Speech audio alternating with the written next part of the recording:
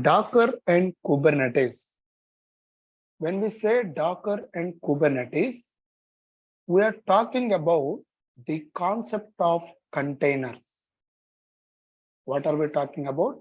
We are going to talk about the concept of containers. And before going to that, let me brief about the course details. The course is Docker and Kubernetes. Duration is 45 days. Okay. So class timings will be 8 p.m. to 9 p.m. IST. Then classes will be from Monday to Saturday. Course fee is rupees 4,000. What you will get is you will get live classes plus recordings plus notes. These are the things that you will be getting in this course. I repeat, the course is about Docker and Kubernetes, and the prerequisite to learn this course is prereq. To learn this course is nothing. It is better to have some basic Linux knowledge. Okay, so apart from that, you don't need to have any other knowledge, and especially AWS, but this is not mandatory. This is not mandatory. Yeah, Deepak, Saturday also same timings. Okay, so the basic prerequisite is basic Linux only. Or if you don't know Linux commands, that is also fine. Whatever the commands that we are going to learn, those are simple commands only. You will get to know them in the course itself. Okay, so the timings are from 8 p.m. to 9 p.m. IST. Duration is 45 days. And you may be getting some doubt that why it is 45 days for just Docker and Kubernetes. Yes, the doubt is valid. We are going to get insights into the Docker and Kubernetes from real-time perspective. Okay, so as you know, we can complete this in 1 or 2 weeks, but that's not our objective. To complete it in such a way that it is useful for your real time and in your real-time projects. So that's why it is little longer than expected, but you are getting good content, so time doesn't matter. I hope that. Then these live classes, recordings and notes, entire notes will be provided through Google Drive link. So here my notes, I will give away the entire notes. It consists of about 65 pages, and we will be navigating to the official documentation wherever necessary. This is the Docker notes. Coming to Kubernetes notes, my Kubernetes notes consist of about 93 pages, and in this case also we will be moving to the official documentation wherever necessary. So the Kubernetes manifest files and the Docker files you can directly use from our notes itself. Okay, they will be useful in the real time directly. Okay, so that is about the introduction to the course, and I hope that this is affordable. Okay, so now let's dwell into the discussion. I always start my batch with a saying which was said by Plato. Plato, in his Republic, has said that necessity is the mother of invention. Invention. Who said this? Plato. Plato is one of the ancient scholar and philosopher who influenced the politics and philosophy of the ancient time. Okay, so we always refer to Plato, Aristotle, Montesquieu, these kind of people, right, in your real life. So this guy is that Plato who said that necessity is the mother of invention. What does it mean? That means man has invented various technologies and things because of their necessity in that particular time. What does it mean? For example, agriculture was invented. Why it was invented? Because there is increasing population. To meet the food requirements of the increasing population, there should be a technology invented to meet the requirements. Like that, computer was invented to speed up the computation. Like that, various pesticides, fertilizers were invented to boost the agriculture growth, so that the agriculture is affordable, and at the same time, food availability is increased. Like that, the concept of containers was also introduced or invented because the software industry was facing some problem in those particular times. That's the reason containers were invented. If the containers are invented and they have solved the issue, what was the issue that was there before invention of the concept of containers? We will go through it. Before going to that, what is a container in general world? Container is an empty box and containers are everywhere. Containers are everywhere and containers are what? Empty boxes. You will be surprised to see that containers are nothing but empty boxes. For example, in shipping industry, containers were used to transport the goods from one location of the world to the other location.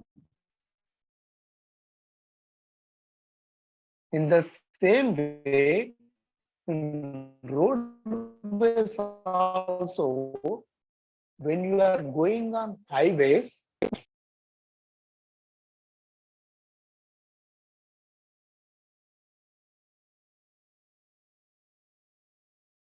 yeah, pardon me, friends, due to this rainfall and all, the voice is breaking.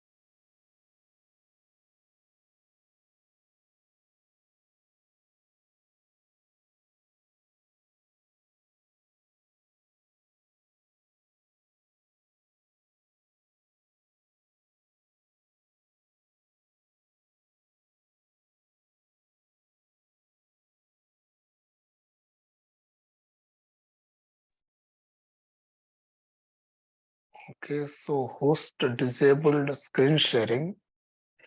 Pardon me for that, friends. DurgaSoft, I will call them to give me the host access. Wait a moment.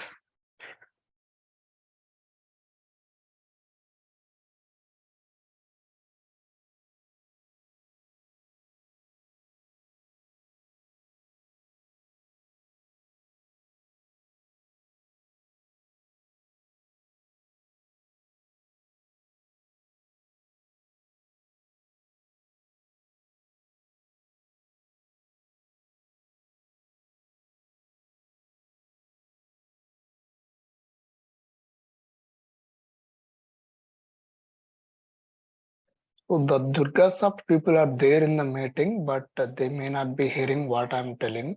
They may be uh, away from the screen. I'm calling them through phone, but they're not responding.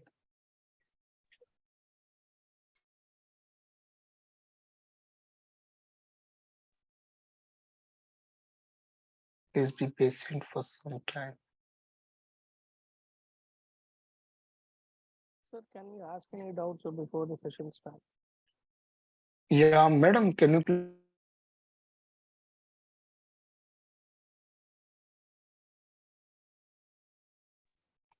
Yeah, you can ask a doubt, please. Sir, actually, we are new to this Dockers and Kubernetes. Like, we don't have any idea of this AWS or DevOps, any kind of stuff. So, how come this is like any prerequisite to learn Dockers and Kubernetes concept? Yeah, as I said, there is no particular prerequisite to learn this Docker and Kubernetes. Okay, so and one thing is these tools are for both developers and DevOps engineers. Okay, now, so as I said, it is good to have some basic Linux knowledge. That is just good to have. And you don't need to have the knowledge of cloud. You don't need to have the knowledge of cloud. So because these are cloud agnostic tools. For example, if you take Elastic Kubernetes, in AWS, we have Elastic Kubernetes service. In Azure, we have Azure Kubernetes service. In Google, that is different. So we don't expect you to learn all the clouds and even a single cloud regarding this course because Kubernetes we will be installing in AWS. The same thing can be installed in Azure also. Okay, so it is just a service which you can learn as a part of the AWS course. But in this, I will teach you how to create Kubernetes cluster in AWS with the screenshots in our notes. That is one thing. So coming to Docker, what we will do is we will create a Linux machine in real time where we will do this Linux machine. If you are using cloud, then obviously it will be easy to service in AWS or it will be virtual machine service in Azure. So we will take AWS and in that we will take EC2 instance and we will install this Docker. Okay. So that step also I will teach you how to create this EC2 instance. Okay, so there is no requirement for cloud knowledge for this Docker and Kubernetes. Um, we will learn everything from the scratch, but I will teach you how to install this Kubernetes in AWS and how to install Docker in this one. Okay, any of the Linux machine. That machine can be anywhere. Okay, so now where are we? We are talking about the containers in general. Every transportation sector, okay, every transportation type, for example, roadways, railways, airways, and waterways, okay, that is ships. So the material will be shipped from one part of the world to the other part by using containers. Containers are empty boxes. Containers, I'm searching for containers. If you see these kind of boxes, if you look here, these kind of boxes you will see in shipping industry mostly, but today in every transportation type, we are seeing these things. Okay, so even see when we type containers, mostly the containers were shown in regard to the shipping industry only. Okay, so this is one of the large container the uh, truck is carrying. Okay, like that. These are also containers only, but these are not the containers that we are concerned with. Of course, these containers also containers used for isolating the material. Okay, so what is its relevance in software industry? This is the general thing that we observe every day, but what is its relevance in the software industry? And as I said, how these containers concept has eliminated the problem that the software industry was facing. Okay, so before understanding that, let's understand the setup which was there before this particular containers concept. Every software development life cycle, SDLC, starts with development of source code. Starts with what? Development of source code, which will be done by developers. A group of people called developers or dev team will develop the application. Developing the application means writing the source code. Okay, if it is Python application, Python files will be there. If it is Java application, group of Java files will be there. So like that, a group of developers will be writing the source code for that. Let's suppose the source code is print hello world.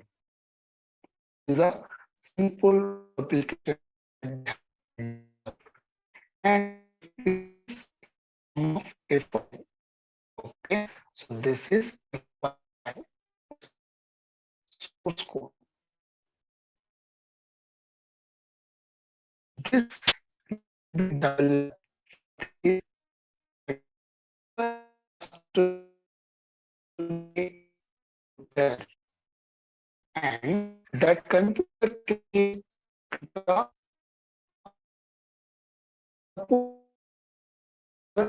is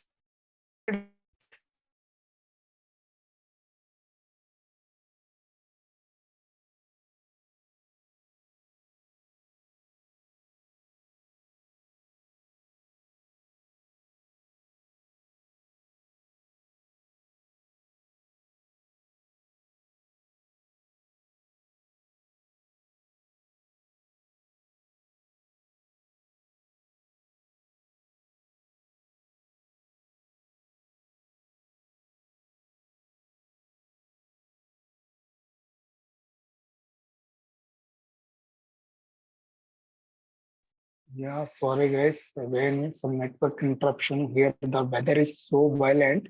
Actually, I had a plan of postponing this call, this meeting, but they have made it public, so that's why I could not do this in 2 minutes. I will call them and ask them to give me the host access, please.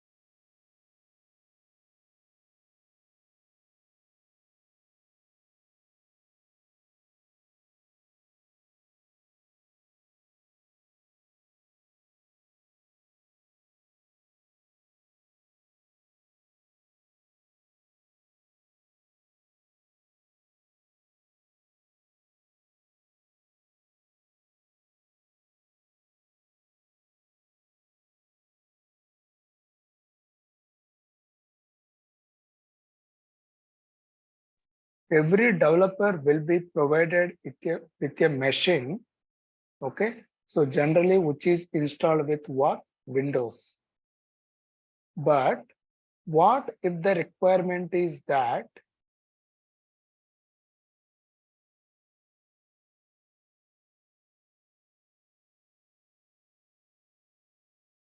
the screen is about to load? Yeah, you are able to see my screen. The developer, generally we will be giving the Windows operating system to the developer.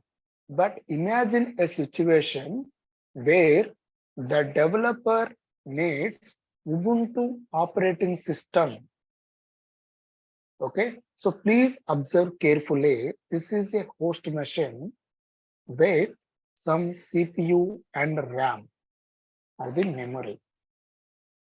memory is 16 GB. And let's forget about CPU and disk space. Let's focus on only memory. And then this, what we are doing, we are installing Windows operating system,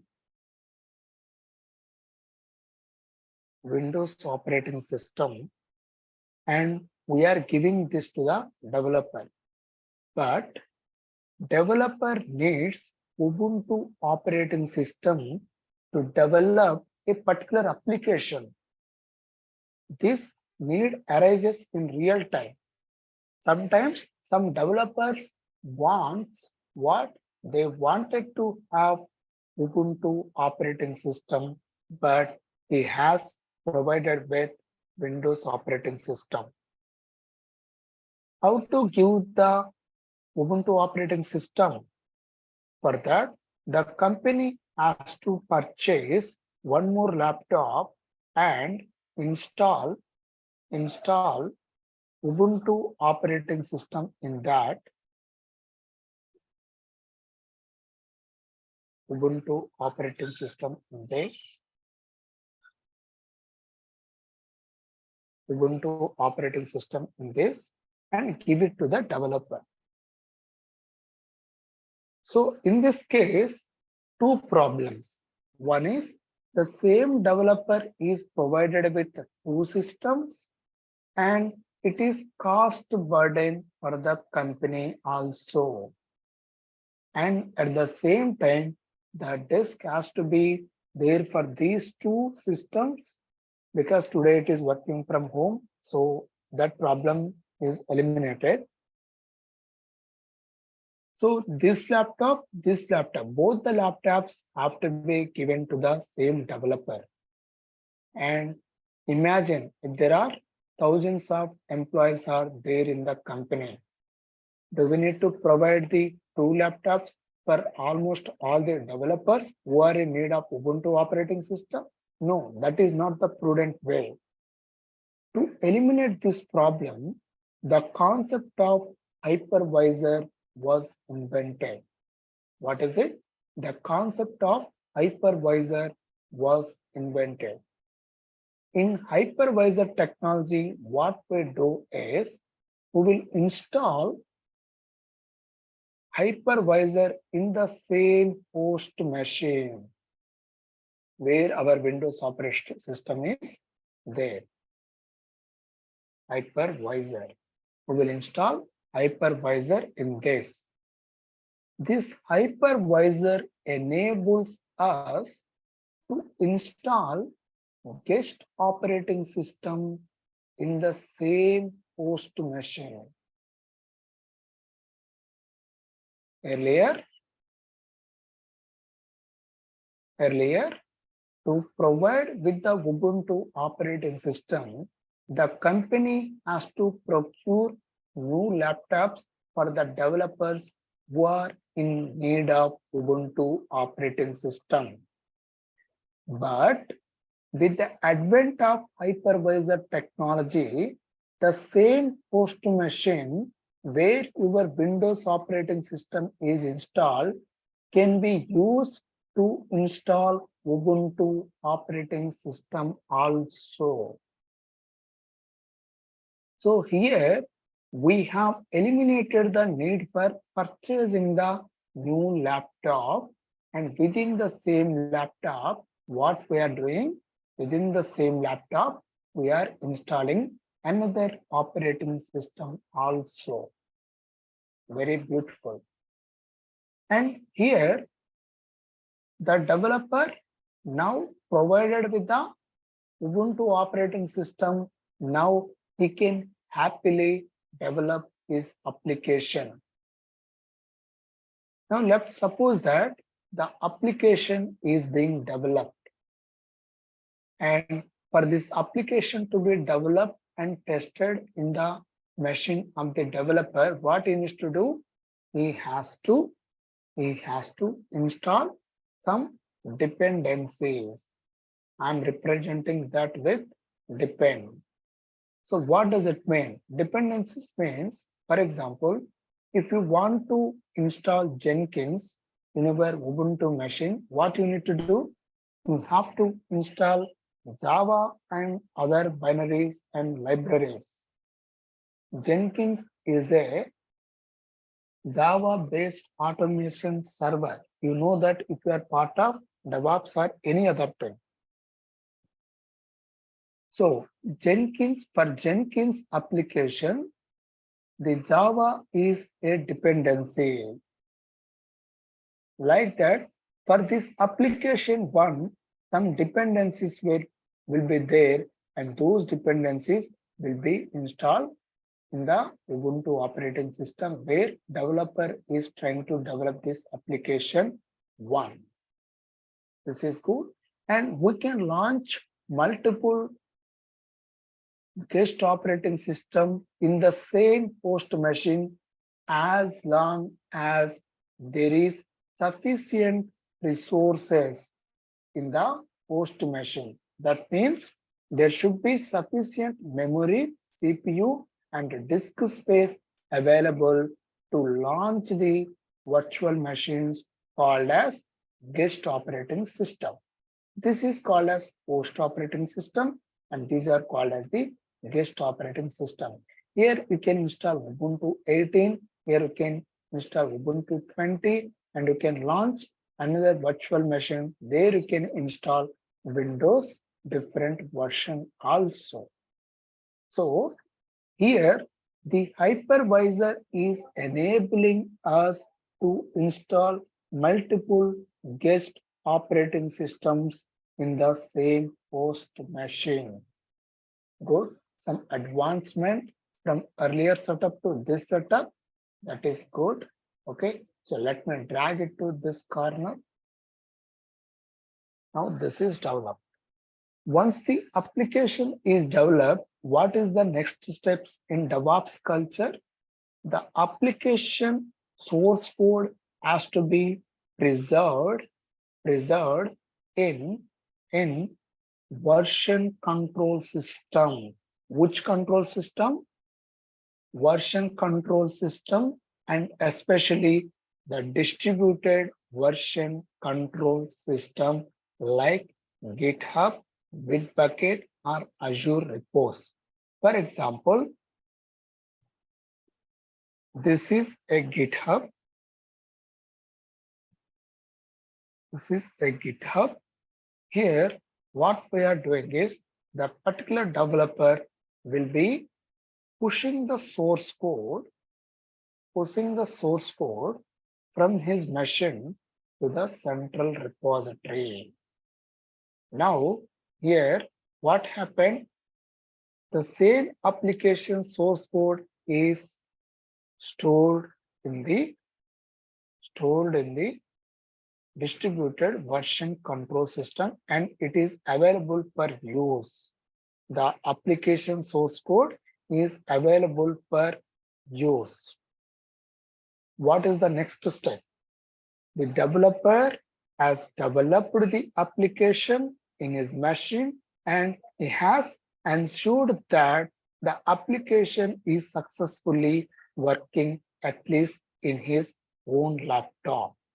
And after that confirmation, he has pushed the source code to the version control system or repository. Now, what is the next step in software development lifecycle? The application has to be deployed in testing environment or QA environment. The application has to be deployed in the testing environment or the QA environment. Okay, let's suppose that this is. Now,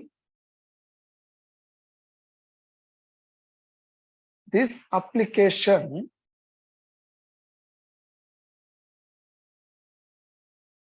this is the application. This application means what? This is just source code. Now the application is deployed into the QE machine or QE environment. Once this is deployed, Once this is deployed, the QA people started testing the application, but they found that the application is not running as expected in the QA environment. This is dev. This is QA or testing, anything. Okay, quality assurance or quality engineering. So here the testing people are trying to test this application, sanity test or regression test or performance test or load test, any test. They are trying to do it. But they found that the application is not running. The application is not running in the QA machine. They surprised the same application is running successfully in the developer machine, but the same application which is deployed in the QA environment is failed to run. What are the reasons for this? Now, there is a fight between developers and testers. Developers will be showing that, see, the application is successfully working in my machine. It is not working in your machine. That means the problem with your machines only. Okay, so there is a fight between dev and QA. QA people will report the issues, but dev people will show that the application is properly working in their machine. So there is a possibility for firefight between the dev and QA team. This firefight is dev versus QA. They will be fighting each other because developer has developed and is showing that the application is successfully working in his machine. What he can do more apart from that, but QA people are not at all able to run the application. So this problem can be from multiple things. One is the same application may be deployed in QA, that is fine, but why it's not working? Because the environment in which the application is deployed may be different than that of the development environment. What does it mean?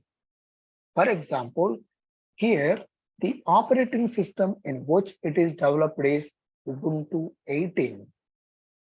But here the operating system may be Ubuntu 20.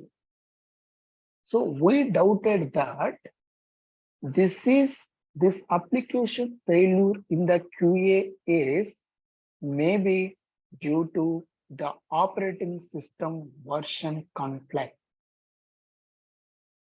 So without doubt, with that doubt in mind, what we have done is we are removing this Ubuntu 20 and we are installing the Ubuntu 18, which is installed here also,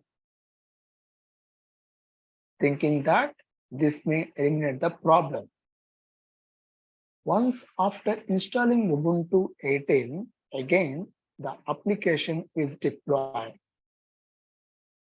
So here also same thing. Here also we need to install the dependencies files. Okay, that is prerequisite step before deploying the application.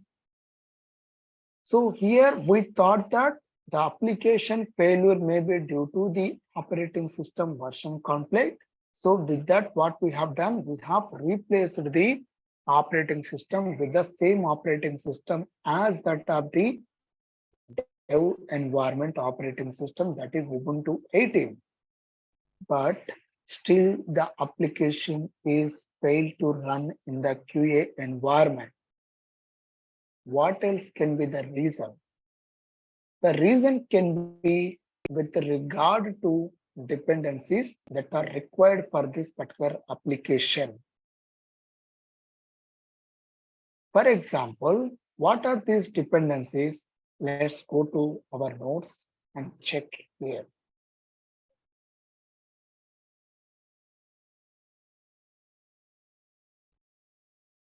Okay, so let's consider a real life scenario where we are trying to deploy book management application.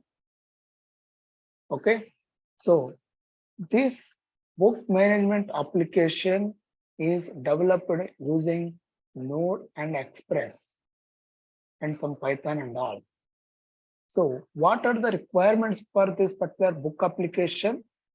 For that, we need to install Node, Express, SQLite, Python, C or C++, tool chain. These are all the dependencies for that particular application, which is book management application. So here, what we're doing, all these dependencies, these five dependencies, we are installing the QA machine also because they were installed in this thing in the dev machine. But even after installing all of them, still our application failed to run. Why? Because here the 6 dependencies which we have installed in the dev machine may be of different version and the same things which we have installed here are of different version. For example, here the dependencies are of version X or here the dependencies are of version Y. We have installed the same software, same packages, but because of version conflicts, the application may be failing here. This is a bigger challenge. For example, some application may require tens of binaries and libraries to be installed. Do we always ensure that the same kind of versions are available at the same time? No. We may be developing this machine 2 months back, but we are deploying that QA in just now.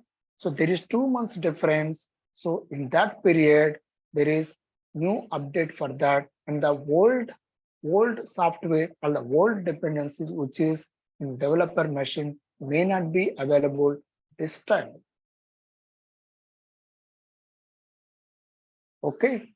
So how to eliminate these issues?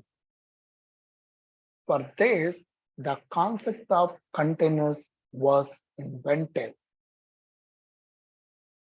What this concept of containers is, using containers, what we do is, imagine a situation where along with the application, we are also shipping the dependencies also. Imagine a situation where along with the application source code, we are also storing the dependencies in the version control systems or some central servers. Imagine the situation. And here the same thing will be, the same box will be deployed here also. So in this case, because we have eliminated the need for installing the dependencies afresh in the QA environment, we can think that lot of problems are solved in this. And of course, they are solved. This concept is called as containers. Of course, we'll understand in depth. This boxing of the application along with its dependencies and shipping them through central servers and deploying them in various environments is called as concept comes under containers concept. So once again, please observe that before the concept of containers, only the application source code was stored in this central repositories, but with the concept of containers, along with the applications, we are also packing its dependencies which are used in the dev machine. The same dependencies we are storing in some central server, and the same application and the same dependencies we are deploying in the QA environment. If it is working in the dev, and it should work in the QA environment also. And if it is properly working in the QA and all the test cases are passed, the next step is to rapidly deploy this application into the development environment. Sorry, production environment. Okay, so the same application along with its dependencies will be deployed in the production environment also. We don't need to install these dependencies again here. The same dependencies are carried from the developer machine or copied from the dev environment to the production also. Here, then there is no possibility for firefight between developers and QA machine. The firefight will happen only if there is difference in the kind of environment where that particular application is running. But by grace of containers, what we have done is not just the application, its dependencies are also copied, packed and copied from the dev machine to the QA and from there to the production. Right? So this is the concept of containers. But how these containers were made, how these containers are orchestrated, all these things we will see in our Docker and Kubernetes course. Now, what are these containers actually? Where they are, where this concept is taken from? For that, what I will do is, I will take you to the concept of shipping containers first. Okay, so I will just keep it aside.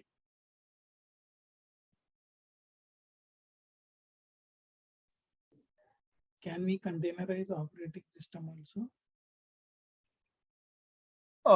I will come to that point. So actually the containers will be using the underlying operating system kernel. So that is important question. I will come to that. Okay. Okay, so I couldn't remember his name. Who is speaking? May I know you? Yes, got it. My name is Kumar. Yeah, Kumar. Okay, we will come to that. Okay. So first, let's go to the shipping industry and let's understand in a crude way. So in ancient times, for transportation, ships were widely used. Okay. So now, even today also, most of the transportation will be occurring over the seas and oceans through ships. For example, let's suppose that if we want to carry some material from Sri Lanka to Bangladesh, by which way it will be going?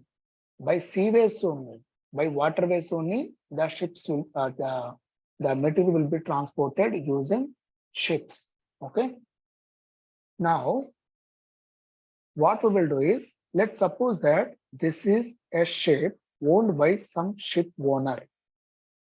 I'm telling this concept in olden days. In ancient times, what happened was, let's suppose that a person A is owning this ship and the capacity of this ship is 100 tons. Let's suppose that the capacity of this ship is 100 tons. That means this ship can carry material which is of weight 100 tons. Up to that capacity, it can carry. Now, let's suppose that there is a person called B who is having fish and raw material with him. Raw material. And he wants to trade it. That means he wants to sell it abroad to a man. For that, what he has to do? He has to consult the ship owner and he should convey that he has some some uh, 30 tons of fish, 30 tons of fish, and 20 tons of raw material. Okay, and you should come to A and says that I have 30 tons of fish, 20 tons of raw material, and I want to ship this from Chennai to that Tuticorin port or somewhere, or to Bangladesh, or to this Maldives, right? So for that, in ancient times, what the sheep people will be doing was uh, they used to keep this fish like this. Imagine that this is fish, 30 tons fish, and they will keep raw material here. And you should be knowing that ship requires cold environment and raw material requires dry environment. This raw material can be food material or any other material, friends. Okay. So fish requires what? Cold storage. This raw material requires dry storage. So to keep the fish safe to avoid the spoilage, what they will be doing is they will be keeping the fish in ice. This is cold storage. This is ice. And they will be putting this material some distance apart. So what happens during the transit? During the transit, there is a possibility that the fish and the raw material will be getting mixed up. The fish and the raw material may be coming closer and they will be mixing up with each other. If that is the case, what will happen? The fish will die and the raw material will be spoiled. To avoid this problem, the shipping industry came up with the concept of containers. Containers are nothing but empty boxes. What they have done is they have made empty boxes of equal size. This is one empty box. This is, sorry.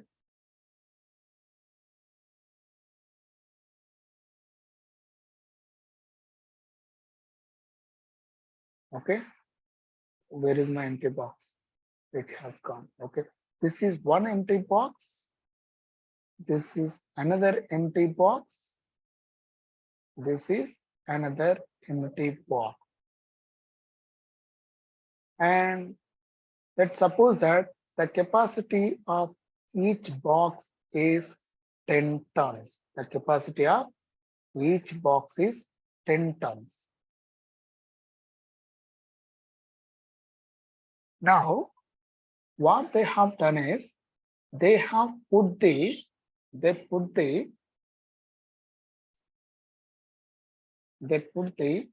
ice phase. Total how much fish is there? Total 30 tons. So this is 10 tons. This is 10 more tons. This is 10 tons. So 10 tons of fish is put like this in 3 containers. 10, 10. So total 30 tons. And this requires what? This requires what? This requires cold storage, cold environment. Cold environment. For that, ice was put inside these empty boxes, and in that ice, fish was kept to avoid the spoilage. And something like that, in these boxes, raw materials was placed. What was placed? Raw material was placed. So if this is the case, now what they have done, let me put this figure aside.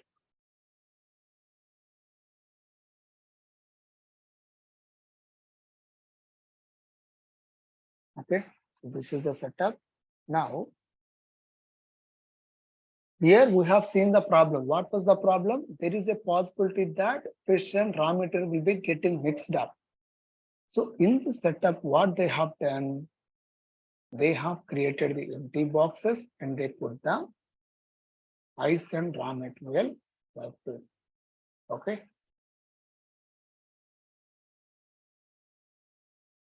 This is the fish box, this container, and these are the containers which are filled with raw material. Okay. So if this is the case, see the difference from here to here. Here, there is no possibility of mixing of fish with the raw material. The materials will be safely transported from one part of the world to the other part over the seas and ocean. This way, the containers isolated the material. First point, the containers isolated the material, or the material is isolated in such a way that there is no possibility of mixing up of the two materials. So we have eliminated the chance of spoilage due to mixing. And second thing is, even though they are isolated in one aspect, they still share the same resources of the ship. That means they are carried by the same ship. They are using the same ship, but at the same time, they are isolated in the aspects where they should be isolated to avoid the loss. The same thing is applied in the concept of containers also in software industry. So this is a Java application. This is a Python application. And Java application is running in its own box, and Python application is running in its own box. Here the ICE is dependency for this Java application. Here this particular dry thing is dependency for the Python application. Right? So what we have done, we have packed the application along with its dependencies in a box, and that box is carried by the ship. In the same way, in the concept of Docker containers in software industry, what was done is, what we will be doing is, we will be packing the application source code along with its dependency in a virtual box called as container. And the container, from the container, we will be creating the image. Forget about that as of now. So these containers will be shipped from one location to the another location very easily. Right? For example, if we have another application, if we want to run it in the same host machine, in concept, in containers, what we are doing, we are isolating it. So that we are eliminating the process interference. Okay. And in this, the containers will be using the same system resources. Okay. In the concept of virtualization, hypervisation, Hyper-V, we will be dedicating the system resources for the virtual machines upfront. But in the concept of container, in the case of container, we won't be dedicating the system resources upfront for the containers. Instead, the containers will be utilizing the underlying system resources. That we will see tomorrow. Okay. So from here to See the same thing. Okay. So these boxes we will be storing in some remote servers and we will be deploying them into the different environment. So if you see here, this is the concept of hypervisor, the left image. So this is infrastructure, that means CPU, memory, and some disk. So host operating system kernel. Okay, let's suppose that this is Ubuntu operating system. And then Ubuntu operating system, we are installing some hypervisor. For example, this is a Windows operating system. In Windows, we are installing hypervisor and we wanted to have Ubuntu operating system. So this hypervisor enables us to create multiple guest operating system on top of the same host operating system, and that is done within the same hardware, right? So this is application A, and these are the libraries that are required for this application A, and this is the guest operating system. So in case of Docker, what we have done is here also operating system will be there, that is host operating system, and we will be installing a tool called Docker. And this Docker enables us to create or to run multiple virtual machines called as containers. Okay, so there is huge difference from here to here. The difference here is, here in the case of containers, we have eliminated the need for installing full-fledged operating system. See here, this guest operating system is installed for every virtual machine, but here there is no such requirement. So what is the difference if we install this and if we don't install this? That we will see in tomorrow's class. Okay, so that's all for today, friends. Initially, we got some network issues because of some violent weather in my area. So it went smooth.